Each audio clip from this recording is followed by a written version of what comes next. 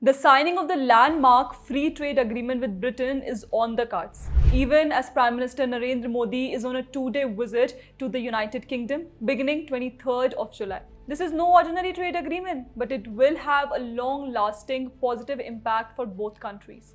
Both India and Britain have been working on this agreement for a long time. Beginning in 2022, where negotiations began, the agreement which got finalized this May will now be signed in the presence of the PM and will be the second comprehensive free trade agreement that India has concluded with a European country.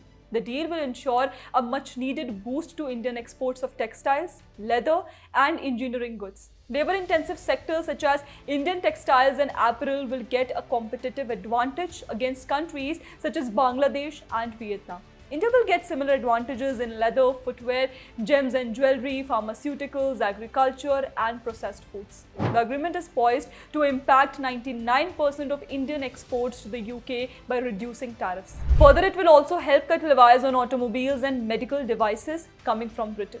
Prime Minister Modi has already described this trade pact as a historic milestone to catalyze trade, investment, growth, and job creation in both countries. Significantly, the FTA is expected to double bilateral trade by 2030 from the current level of $60 billion.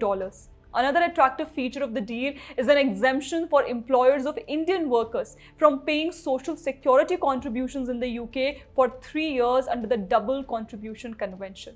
In other words, FTA aims to simplify trade barriers, fostering a more comprehensive economic partnership and reinforcing strategic and economic collaboration between the two countries. The world's fastest growing economy, India, signing a deal with the UK is certainly significant, keeping into account the global environment of rising trade tensions. The deal has certainly highlighted the critical role of partnerships for shared progress and prosperity.